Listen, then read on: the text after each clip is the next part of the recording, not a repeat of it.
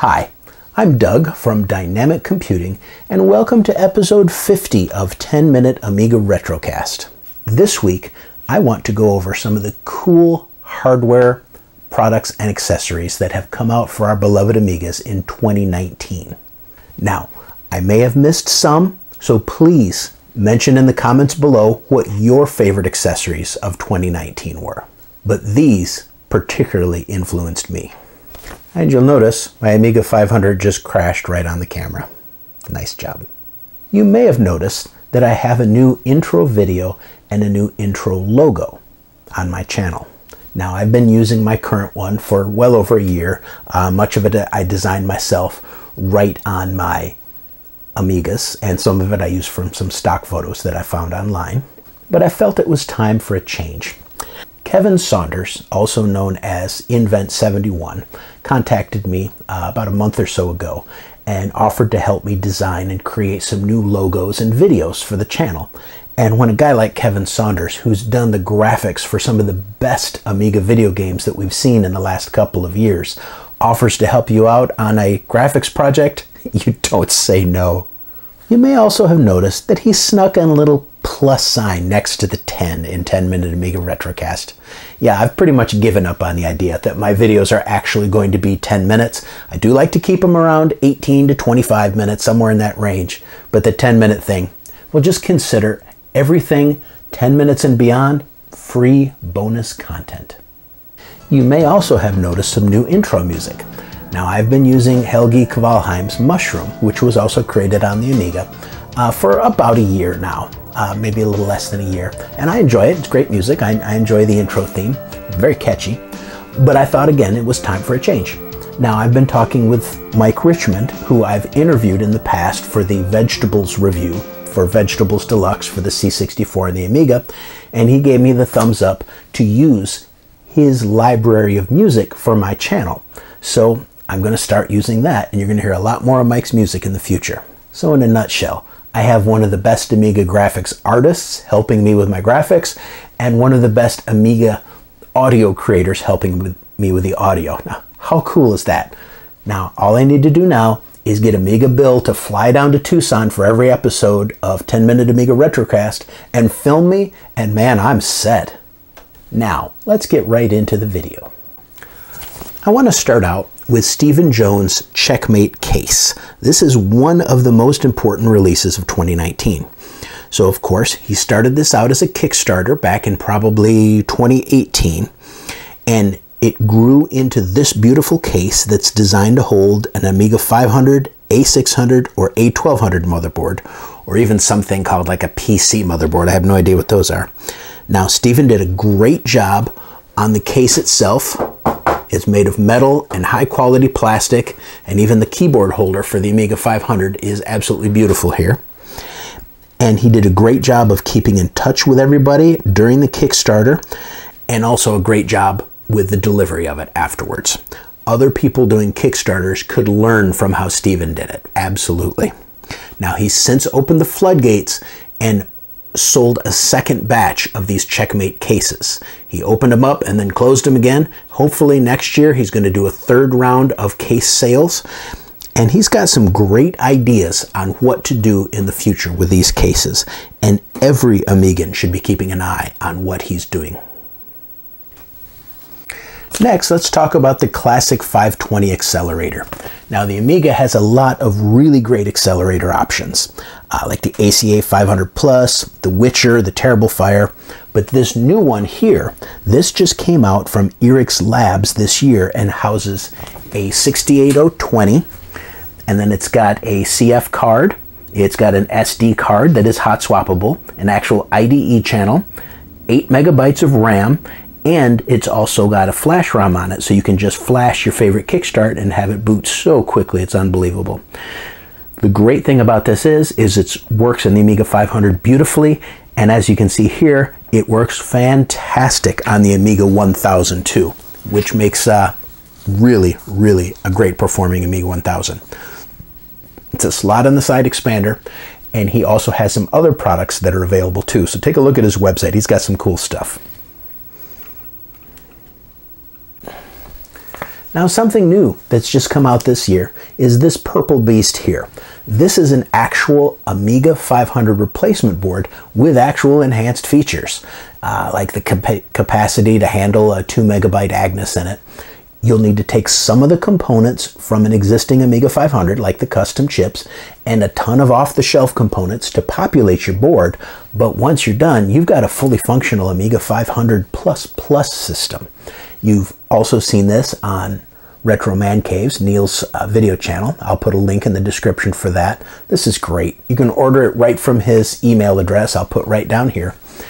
Now, there are also Amiga 2000, Amiga 3000, and Amiga 4000 motherboards that have been produced in the last couple of years that you can do the same thing with. They were done by John Chucky Hertel, and Paul Resendez had a hand in doing some of them too. I'll put links in the description to those. And who can forget the lovely ROMulator that came out just this year?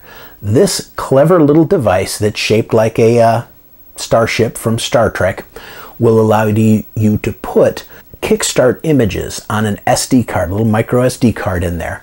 And then on boot up, you can choose which kickstart image to use. Great in conjunction with a GoTech for choosing different kickstart images to run different games, or even use old kickstart images to run old versions of the operating system just for laughs. It's a great device, it works beautiful, and it's available from our pals at Amiga on the Lake. Be sure to take a look at my full video review of this that I did a few months back. Now, this little guy that you see right here, this is the new RGB to component converter that I actually did a video on just a few weeks back. Now, I'm just in love with this thing. I mean, look what it can do to a nice, this is a 16 color image that I converted from a 16 million color image. It plugs right into your RGB port on your Amiga, converts it into component, the YRPRBR, I think I got that right, and allows you to display it back on televisions. Does a fantastic job. I did a video on it just the other week. Take a look at that. Now, this is going to be a controversial opinion, but when you hook this up to the right TV, the quality of the colors and the quality of the image gets pretty darn close to a 1084's quality. I'm really impressed with this device. You can get it right here. Now, Edu Arana. You may have heard the name before. He's designed a lot of really cool hardware projects for the Amiga. Take a look at his website that I'll have a link to right down here, and you'll find dozens of different projects that he's done, really cool things. One that he just released just this year, just in the past couple of weeks, is this little beauty, which allows you to put it inside of an Amiga 1000 in the CPU socket to move the CPU socket out of the way so you can put something like a Vampire in your Amiga 1000. It also has, in this new version, a ROM socket, so you can actually put a real ROM, probably easily up to 3.1.4, right in this device and bypass the Amiga requiring you to use a kickstart ROM floppy disk in order to boot. I think this is a cool device. I think he's going to sell a ton of them once we get the word out. Good job to Edu Arana. Go look on his website. Now, speaking of the Vampire itself is a bit controversial. I mean, we've got them for our Amiga 500s, our Amiga 600s.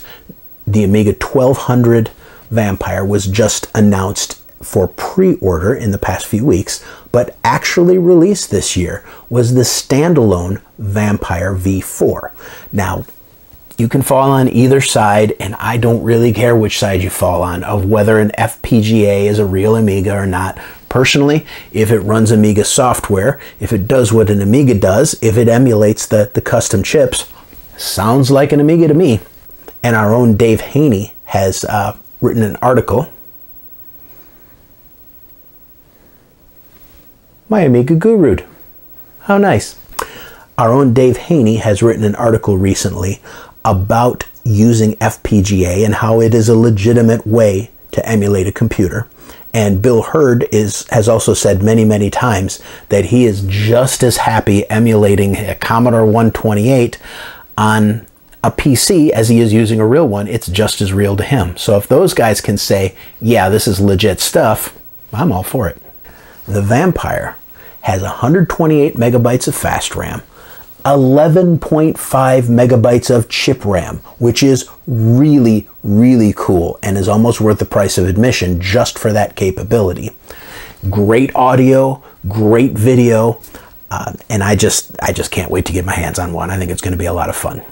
Continuing along with controversial things on whether or not they're real Amigas or not, our friends at Aeon, who produce the hardware like the X1000 and the X5000 Amigas, the modern day Amigas that run Amiga OS 4.1, have just opened up pre-orders for the Tabor board. That's also known as the A1222, A1222, which uses a PowerPC chip, built-in audio, built-in graphics that do a pretty darn good job, and all at a price of about $450 for the motherboard.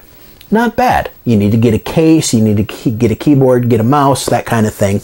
But traditionally, the Amigas that they've come out with have been in the many thousands of dollars. And when we think of the Amiga, we think of a reasonably priced computer system.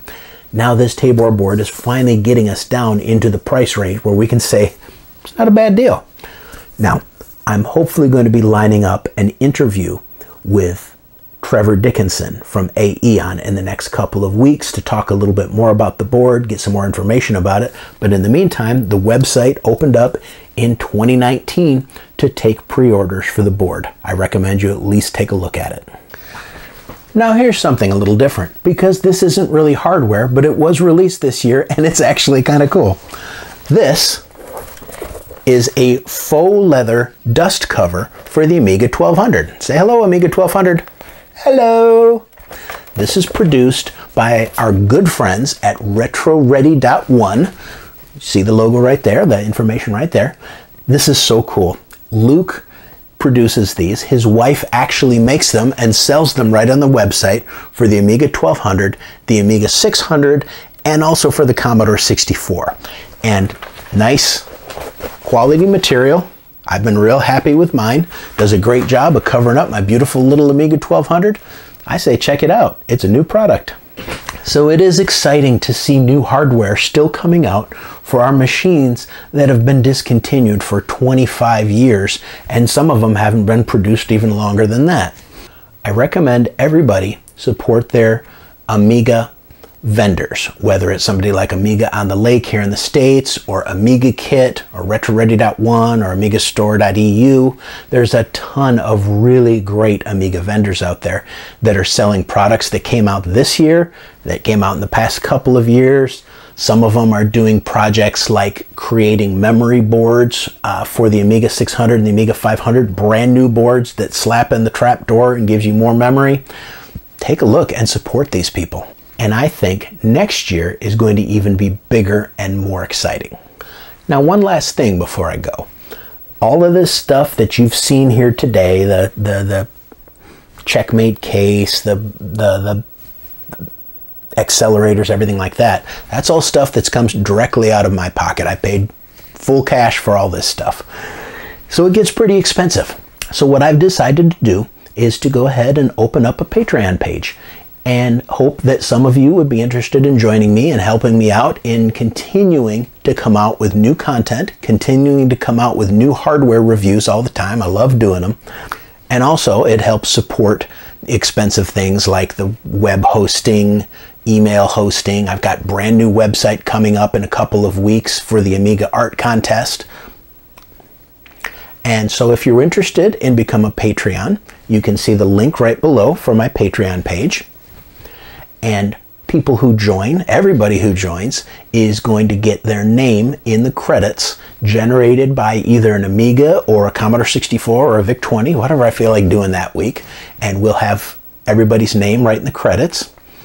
And people who become VIP Patreons are going to get cool things like this poster. Now, from the Amiga Art Contest, I've already got permission from several of the artists to provide some of these pictures as posters, as little perks for the Patreon. So if you like a particular picture from the Amiga Art Contest 2019, I'm going to have a list of them up on my Patreon page of people who allowed me to share them, and specific pictures that are allowed to be shared. And my Patreons are going to get a copy of one of these 18 by 24 pictures. Really cool. I'll also have cool things like t-shirts for certain Patreons, or shot glasses, which I think will be really cool with a Tenmark logo on them. Now, if Patreon's not your style and you just want to throw a couple bucks into the kitty, no problem at all. I'll put a PayPal link on my Tenmark website if you just want to throw a couple bucks my way to help support the program and bring brand new videos in 2020. And every penny that is donated will go back into the show one way or another, for web hosting, for new equipment, or to purchase, you know, the Tenmark helicopter that I'm planning on getting. All goes right back into the show. But until next week, or actually next year, this is Doug from 10 Minute Amiga Retrocast, signing out.